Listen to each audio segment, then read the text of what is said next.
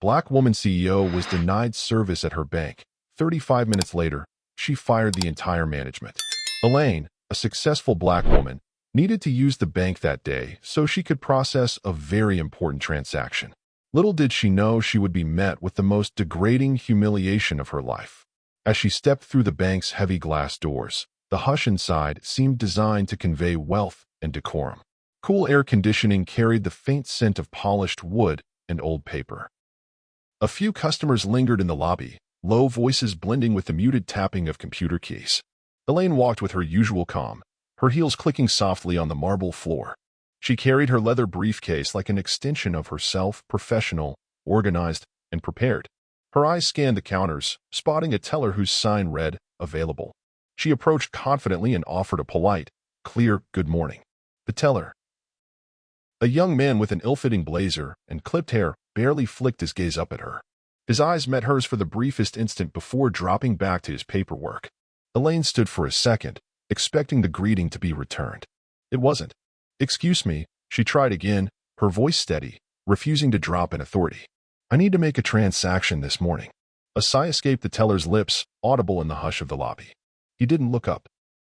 "You'll have to wait," he said flatly, gesturing with a dismissive flick of his hand toward a row of chairs against the wall. Elaine's brow furrowed ever so slightly. She glanced around. There was no visible line, and she'd walked right up to the counter marked, "Available." She looked back at the teller. His head was down, scribbling something, determined not to see her. With deliberate control, Elaine turned and walked toward the seating area. She chose a chair near the front, her briefcase placed carefully on her lap. She crossed her legs at the ankle. She waited. The minutes ticked by. Nearby, the teller who had sent her away now beckoned cheerily to a middle-aged white couple who entered moments later. "Good morning. How can I help you?" Elaine's eyes tracked them. They hadn't been told to sit. They walked straight up. The teller smiled, leaning forward attentively as he accepted their forms. She felt the slow churn of something bitter in her chest. She adjusted her posture. She would not let it show. Across the lobby, another bank employee laughed quietly with a colleague, glancing in her direction, their words just out of earshot. One shook his head and looked away quickly when Elaine's gaze met his. 10 minutes passed. Elaine's fingers drummed lightly on her briefcase. She made herself stop. Another customer entered, young, in casual business clothes. He was greeted warmly by another teller and helped immediately. Elaine watched this too. She did not avert her eyes. 15 minutes. A third customer walked in, exchanged a joke with the security guard, then was ushered up to the counter without delay. Elaine's jaw tightened. She tried again. Rising, she approached the counter where the original teller was finishing with the white couple. She waited for them to leave, then cleared her throat politely. He glanced at her with open impatience. "Yes, I've been waiting," she said, voice even. "I'd like to process my transaction now." He made an exaggerated show of glancing around the lobby. "Ma'am, you're going to have to wait longer," he said in a tone that managed to sound both condescending and bored. "We're a bit busy right now." She looked over her shoulder. Two tellers were chatting idly. One customer was filling out a slip at the writing table. Elaine turned back. "Busy," she repeated, quietly. He didn't answer, already waving to the next person behind her. Next, the next customer, a young white man, stepped forward without hesitation. He gave Elaine a half-apologetic, half-annoyed glance, as though she were in the way. She stepped aside carefully. She returned to her chair. 25 minutes had passed. She watched as yet another person entered and was greeted instantly by a teller who seemed to materialize just for them. Elaine remained seated, shoulders back, head high. But her fingers dug into the leather of her briefcase. 30 minutes. Staff avoided her gaze. The security guard stared hard at his shoes. 35 minutes. Elaine rose again. This time, she walked slowly, deliberately, back to the counter. The same teller saw her coming and rolled his eyes slightly. "What now?" he asked before she even spoke. "I've been waiting 35 minutes, she said evenly. "You have skipped me repeatedly. I'd like service now." He snorted quietly. "You'll have to come back another time," he said dismissively, looking right past her to the next customer. "We're done here." Elaine froze. The words seemed to echo in the marble lobby. "Come back another time. We're done here." For a moment, no one moved. Even the security guard looked up, startled by the bluntness of it. Elaine's eyes narrowed. "Not a single tremor in her voice," she said. "Very well." She turned. The camera might catch her face in close-up. Composed, regal, but with something sharp and cold in her eyes now. She walked across the lobby without a single glance at the staff. Past the tellers who suddenly found fascinating things to do on their computers. Past the manager's glass office, where he sat pretending not to notice. She didn't slam the door. She didn't curse or shout. She simply left. The door closed softly behind her, leaving the hush of the bank intact. But something had shifted. They didn't know who she was. They didn't know what they'd just done. But they would. Elaine, a successful black woman, had already endured 35 minutes of quiet, simmering humiliation. She'd been told to wait while others breezed past her with friendly greetings and immediate service. She had sat there, watching each slight pile up like so many polished stones on her chest. But there was a limit. She rose slowly from the hard-backed chair in the waiting area, her briefcase held close to her side, her expression composed. The hush of the bank lobby seemed to grow heavier with every step she took toward the counter. When the dismissive teller glanced at her with barely concealed irritation, she did not flinch. "I'd like to speak to your manager," she said. Her voice was calm, low, and precise. For a heartbeat, he looked as if he might refuse. Then, with a theatrical sigh, he pushed back from his stool, his chair scraping the floor with a screech that turned a few heads. "Fine," he muttered. "Wait here." Elaine didn't respond. She simply waited, back straight, chin slightly lifted, eyes fixed on the spot he'd vacated. Around her, the quiet conversations and the clack of keyboards seemed to fade under the sharp tension that settled in. A few customers noticed. One older woman looked at Elaine, then looked away quickly. A man in a suit frowned at the staff, sensing something wrong but unwilling to intervene. Minutes passed. Then he appeared. The manager. He walked slowly, deliberately, glancing at his watch as he approached, as if to remind Elaine that she was stealing time from his day. He wore a crisp white shirt with rolled sleeves, tie loosened just enough to project forced friendliness. But his expression gave him away before he even spoke. Elaine turned to face him fully. "Hello. I've been waiting 35 minutes, she said evenly. "I've asked for service multiple times. I'd like to know why I'm being ignored." He didn't meet her eyes. Instead, he gave another exaggerated check of his watch and sighed, loudly, as though her words were a personal inconvenience. "Ma'am," he said finally, drawing the word out with affected patience, "we're very busy right now." Elaine glanced pointedly over his shoulder at the empty queue, the staff chatting idly, the tellers who were in no rush to help. "Busy," she repeated softly. The manager's mouth twitched in annoyance. He clearly didn't like being questioned. "Yes," he snapped, dropping the fake civility entirely. "We're busy. If you can't wait, you'll just have to come back another time." His tone was thinly veiled annoyance, but underneath it was something uglier, contempt. The words hung in the air like a slap. "Come back another time." Elaine's gaze didn't waver. She didn't blink. She didn't look around for support. She just stared at him, her face perfectly still. For a moment, the bank lobby fell into complete, suffocating silence. The security guard near the door shifted uncomfortably but said nothing. A teller coughed into his sleeve to hide a smirk. No one intervened. Elaine's grip tightened on her briefcase handle until her knuckles whitened. But her expression remained controlled, unreadable. She would not give them the satisfaction of seeing anger or hurt. She inhaled, a slow, deliberate breath. The manager shifted, growing impatient at her silence. "Well," he snapped. "Is there anything else?" The question was mocking in its politeness. Elaine let the silence stretch even longer. The camera would hold her face in tight focus, showing every micro-expression she refused to give in to. The twitch of a jaw muscle, the subtle narrowing of her eyes. She swallowed once. "No," she said finally, her voice so low and cold it could have frozen the air. She adjusted the strap of her briefcase carefully, as though she had all the time in the world. Then she turned. She didn't rush. Each step was measured, past the cluster of tellers who now studied their monitors with unnatural interest, past the customers who pretended to fill out forms but watched her from the corners of their eyes, past the security guard who found something fascinating outside the window. The sound of her heels on the marble floor echoed, sharp and precise. She reached the door, paused. For a moment, she stood with her back to them all, taking in one last breath. She did not turn around. She did not look back. Then she pushed the door open and stepped into the blinding daylight beyond.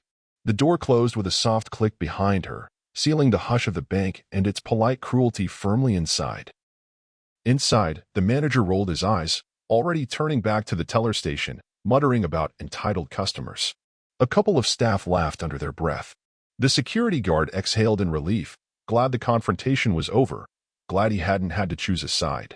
But the lobby remained heavy with something no one wanted to name.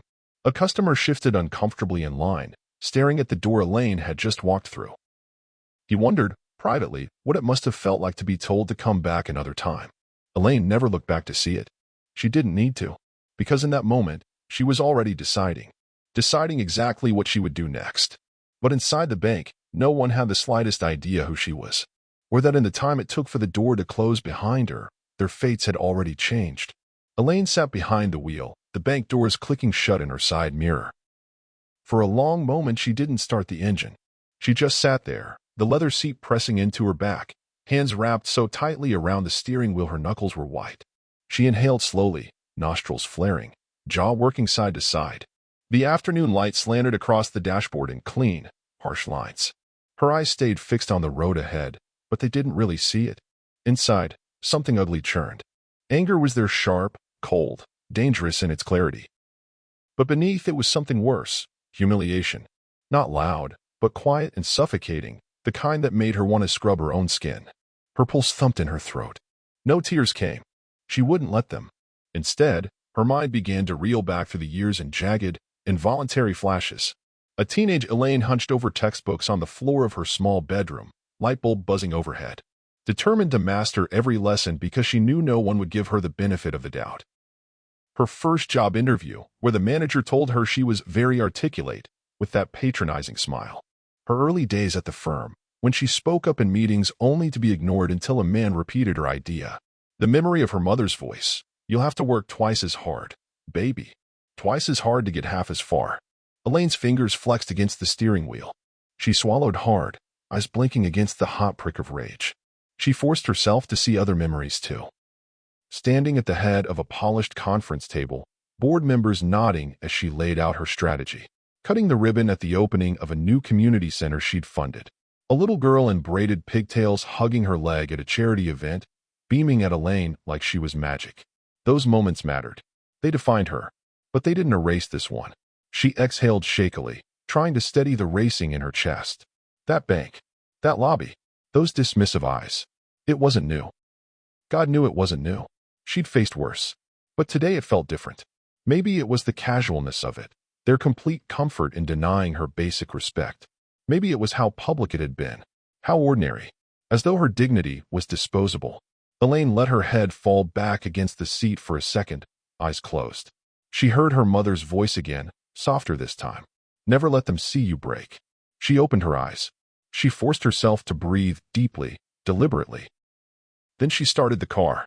The engine's hum vibrated through her seat, grounding her. She eased the vehicle out of the parking space, wheels crunching over scattered gravel. The city spread before her, framed by the windshield like a promise and a challenge. Tall buildings caught the late-day sun, their glass faces brilliant and unyielding. This was her city.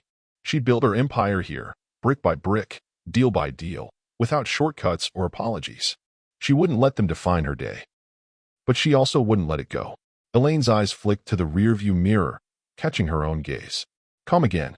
Focused. She drove, hands steady now on the wheel. The camera would pan across the skyline outside her window, gleaming towers, busy streets, people who would never know what happened in that bank lobby. Voiceover. Respect isn't given freely. It's demanded, earned, defended. And silence is too high a price to pay for someone else's comfort. Elaine took another breath. She didn't plan her next meeting. She planned her next move. Because this wasn't over. Not by a long shot. Elaine strode through the sliding glass doors of her company's headquarters with her usual unhurried grace. But there was a new, unmistakable chill to her bearing. The receptionist, catching sight of her expression, straightened instantly and offered a quiet, "Good afternoon, Ms. Matthews." But Elaine only nodded once, curtly, as she walked past. The elevator ride to the top floor was silent. She stared at the doors, her reflection impassive, the metal polished enough to show the hardness in her eyes. When she stepped out onto the executive floor, her assistant rose from her desk, alarm flickering in her face at the sight of her boss's tightly controlled expression. "Ms. Matthews, your noon meeting is waiting in Conference A," she began. Elaine held up a hand. Clear my schedule for the next hour, she said evenly. Her assistant swallowed. Yes, Ms. Matthews. Elaine didn't break stride as she crossed the floor toward the boardroom. The glass walls offered a panoramic view of the city below, skyscrapers, traffic threading like rivers of light, the whole domain she'd spent years mastering. Inside the boardroom, the atmosphere was stark and professional. Minimalist furniture, a polished table of pale wood, leather chairs. Floor-to-ceiling windows filled one entire wall with blinding daylight. Her senior team was already there. CFO, head of HR, general counsel, COO. They looked up at her expectantly, smiles prepared, small talk ready on their lips. Those smiles died the moment they saw her face. Elaine set her briefcase on the table with a solid, deliberate thump. She didn't sit. Everyone, she said quietly, we have a problem. The words were soft, but they cut through the room like a razor. The team fell silent, papers forgotten, laptops idle. Elaine let the silence grow for a heartbeat longer. Then she spoke. I want to describe my morning, she said. Her voice was flat, controlled. She told them everything in precise, economical language. No theatrics. No raised voice. She described waiting 35 minutes in the branch lobby while other customers were waved past her. She described the teller's tone, the looks exchanged between staff. The manager's refusal to help her, the dismissive hand wave, the suggestion to come back another time. No one interrupted her. A clock on the wall ticked steadily. Her head of HR, a kindly woman known for her empathy, covered her mouth with her fingers. Her eyes shone with disbelief and fury. The CFO looked pale. The general counsel clicked his pen once, absently, before setting it down as if it burned. The COO swallowed hard and leaned forward, elbows on the table. Elaine finished describing it all. Then she paused. She let the weight of her words settle into the table's polished surface, sink into the floor, hang in the too quiet air. When she spoke again, her voice was calm, almost gentle. But let's be clear, she said. This isn't about me being embarrassed. She lifted her gaze and met every single pair of eyes in the room. It's about anyone walking into that branch and being treated like that. It's about a culture that says respect is conditional. Her head of HR blinked rapidly, then lowered her hand and spoke. Elaine, I'm so sorry. That's unacceptable. Disgraceful. Elaine gave a single nod. Not of thanks, but of acknowledgement. It is, she agreed. The room held its breath. Then she straightened. Here's what we're going to do, she said. Her voice was like glass. Clear, hard, reflective. I want a full internal audit of that branch. Starting today. Every complaint on file. Every incident report. Every customer review, formal or informal. I want names. Dates. Patterns. The CFO nodded, jotting quickly in his notebook. Consider it done. Elaine turned to HR. I want formal proceedings begun against the management team immediately. Gross misconduct. Discrimination. Breach of company policy. If they want to defend themselves, let them try. The head of HR swallowed. Yes, Ms. Matthews. I'll start preparing notices this afternoon. Elaine's gaze flicked to the general counsel. You'll vet everything for compliance. I don't want a single procedural error. If they want to challenge it legally, they'll find themselves without a foothold. The lawyer's mouth was a grim line. He nodded once. Understood. She exhaled carefully, then finally pulled out a chair and sat, folding her hands on the table. This isn't vengeance, she said quietly, voice softer now. This is correction. The silence that followed wasn't the hush of confusion or even fear. It was the silence of a room understanding its orders. Because if we allow that behavior in our name, Elaine continued, we're complicit. And I didn't build this company to become the thing I fought against. Her eyes lifted, catching the skyline again. The city. Her city. Let's be clear, she added. I don't care if it's uncomfortable for them. Or us. I don't care if it costs us PR headaches or payout packages or press releases. She leaned forward slightly, every word deliberate. I care that no one, no customer, no employee, walks into that branch and leaves feeling small. Not on my watch. Not under my name. No one spoke for several seconds. Then the COO cleared his throat. I think, he said quietly, that we all understand exactly what needs to happen. Elaine nodded once, sharply. Good, she said. And just like that, the meeting was over. Her team rose, gathering notes, leaving in purposeful silence. Elaine remained seated for a moment longer, staring at her own reflection in the polished table. Composed. Controlled. Absolute. Because this was her company. And this was how you wield power. Not in rage, but in principle. The next morning dawned deceptively normal over the old, polished facade of the bank branch. The brass handles on the doors gleamed in the early sun, the marble floors had been buffed to their usual luster, and the coffee was brewing behind the teller line as staff arrived in neat business attire. But there was an unease in the air, one that no one could name yet, but everyone felt. Inside, tellers chatted in hushed voices, stealing glances toward the manager's office door.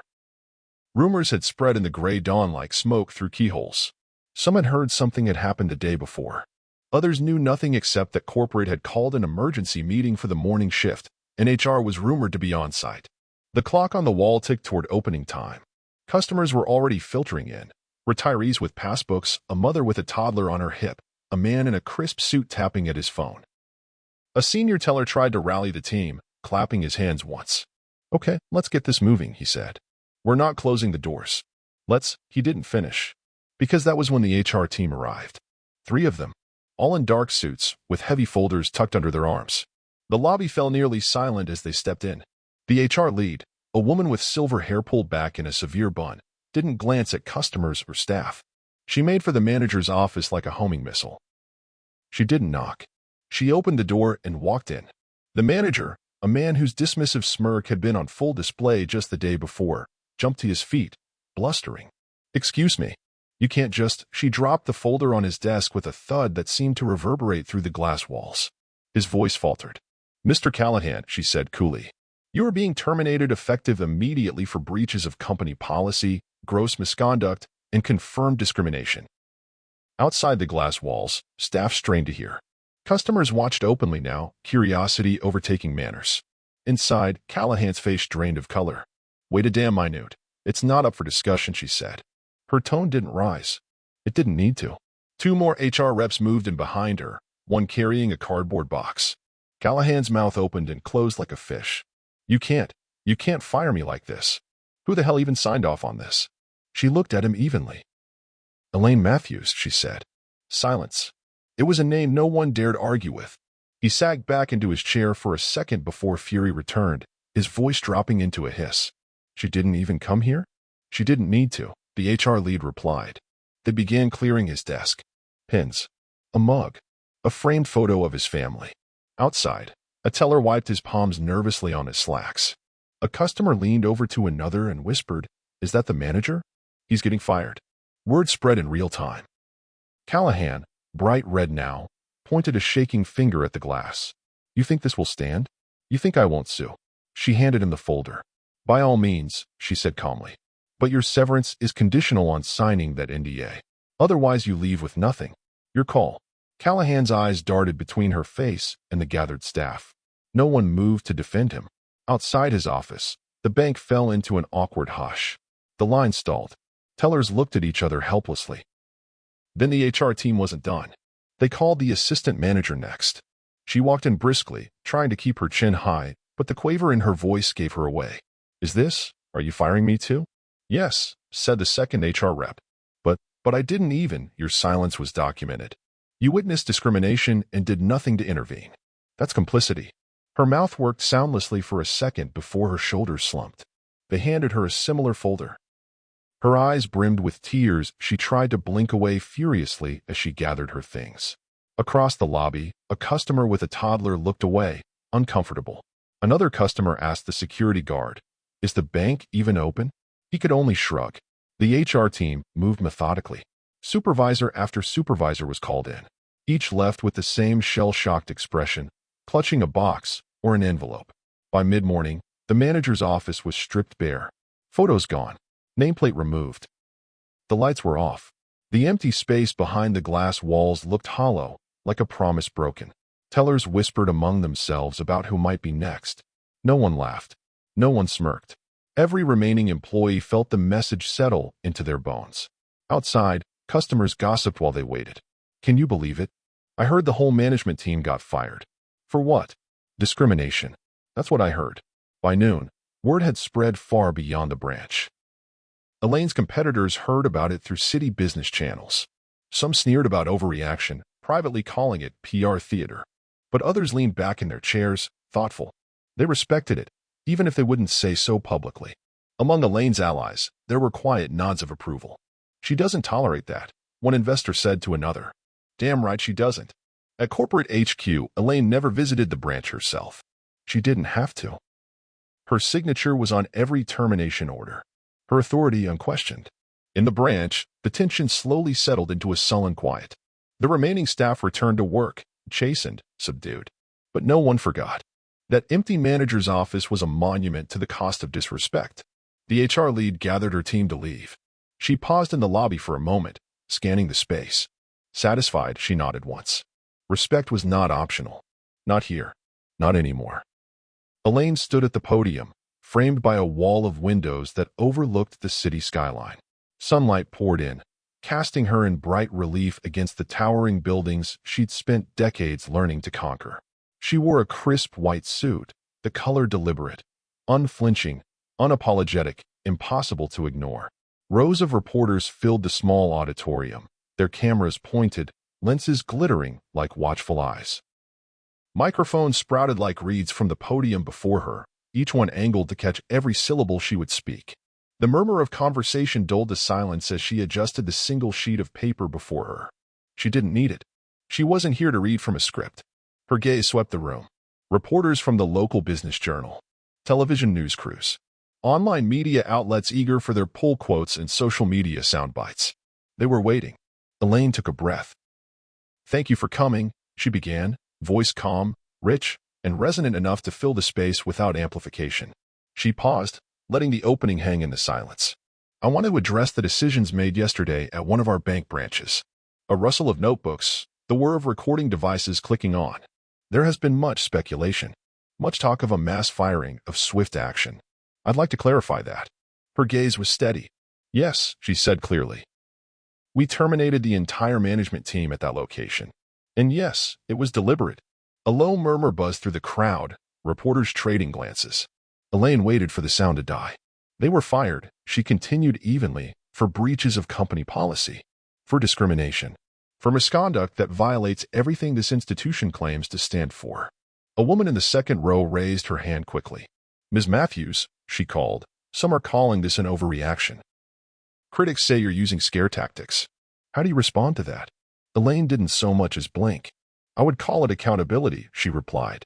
The reporter lowered her hand slowly, scribbling furiously. Another voice jumped in. Isn't it true you were personally the target of this discrimination? Isn't this personal revenge? Elaine leaned forward slightly, her hands resting on the podium. I was there, she said. I experienced what any black woman, or any person of color, or any vulnerable customer, could experience in a space that claims to serve the public. Her tone never rose, but the steel in it was unmistakable. This is not about revenge, she said. This is about responsibility. Because if I can be dismissed in full view of staff and customers, if I can be told to come back another time like my time is worthless, what does that say about how we treat everyone else who walks through those doors? Silence. No one interrupted now. Elaine let the question hang, heavy in the air. She straightened. My answer is simple, she said. Her eyes scanned the room, finding every camera lens. Respect is not optional. Not for me. Not for anyone. She let the words drop one by one, final as a gavel. A reporter near the back exhaled sharply, like someone who'd been holding their breath. Another lowered his camera, nodding slightly in quiet agreement. In the second row, a woman tapped her colleague on the shoulder and mouthed, Did you get that? But Elaine wasn't done. We are a financial institution, she said. But more importantly, we are a public trust. People put their livelihoods in our hands, their dreams, their children's futures. We don't have the luxury of treating respect as optional. She spread her hands once on the podium. I have heard the argument that firing people is harsh, she went on. It is. It should be. Accountability should be uncomfortable. Because when it isn't, nothing changes. A man from the local paper raised his hand hesitantly. Ms. Matthews, he asked, voice careful, what do you say to the remaining employees who might fear this level of scrutiny? Elaine's gaze softened, but only slightly. I say good, she replied. That sparked another ripple of surprise through the room. If they're afraid of scrutiny, she said, they should ask themselves why. Good employees, ethical employees, have nothing to fear from accountability. This is not punishment. This is a standard. And if you can't meet it, you have no place here. She paused, letting the words settle like dust in sunlight. This is how change happens, she added. For a heartbeat, The room was so quiet you could hear the faint static of the recording equipment. Elaine stepped back slightly from the podium. "I will not take further questions today," she said, voice returning to that calm, final note. "We have work to do." With that, she turned. Cameras flashed. Microphones strained to catch every scrap of the moment. But she didn't slow her pace as she walked off the small stage, the hem of her white suit brushing against the carpet with each purposeful step. The crowd buzzed immediately as she exited. "Powerful," someone whispered. "Harsh but fair," said another, tapping furiously at their phone. Outside, the sun caught the glass towers of the city in dazzling reflections. Elaine didn't pause to admire them. She returned to her office, the doors closing behind her with a soft but certain click. Inside, she walked to the floor-to-ceiling windows and stood for a long moment, watching the city she'd helped shape. The camera would hold on her there, silhouetted against the skyline. Narration: leadership isn't about comfort. It's about principle. It's about holding the line when no one else will. And respect, real respect, isn't negotiable. It's demanded, it's earned, and it's defended. Elaine's eyes narrowed slightly in the bright glare. Change is possible, the voiceover concluded, but only if someone demands it. The screen would fade slowly to black. Elaine's final words would linger. Respect is not optional. Not for me. Not for anyone. If you enjoyed this story about Elaine Matthews and her stand for respect and accountability, please like, share, and subscribe for more powerful stories. Tell us in the comments what you think about how Elaine handled the situation and how it all ended. Rate the story on a scale of 10 and let us know where you're watching from. Your thoughts matter, and we'd love to hear how this story of leadership and principle resonated with you.